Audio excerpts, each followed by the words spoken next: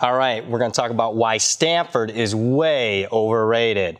This is Brad Powers in the pregame.com studios just off the Vegas Strip. We're talking UCLA and Stanford in this one, played in the Rose Bowl. Fez, a marquee Pac-12 matchup early on. Marquee matchup. I'm looking forward to see who do you like. Yeah, believe it or not, I'm actually going to take the home underdog, UCLA +3. And why I said believe it or not, Stanford has owned this series. 8-0 straight up, 7-1 against the spread. But why have they owned this series?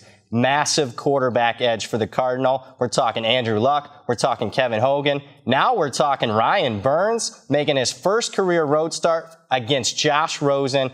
2 years from now, it might be the #1 pick in the NFL draft. Finally, UCLA has the quarterback edge in this matchup. Let's talk about Stanford and their selection of Burns. Bookmaker actually put odds up during the summer. Who will be the Stanford starting quarterback?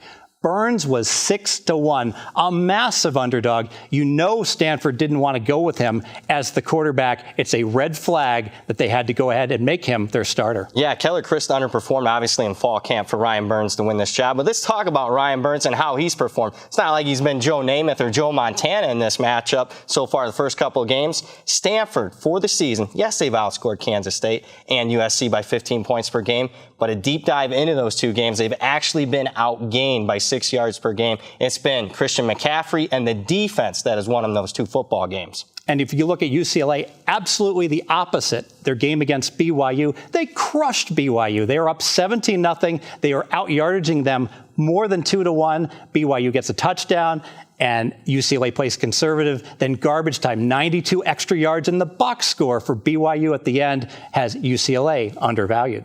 Yeah, we're going to make this one official here with that point added. We're going to take UCLA, the home underdog in this one. You got a massive quarterback edge for UCLA. You got Stanford deceiving box scores in the last two games. UCLA, a little bit more value after last week's game. And we'll have more videos at pregame.com.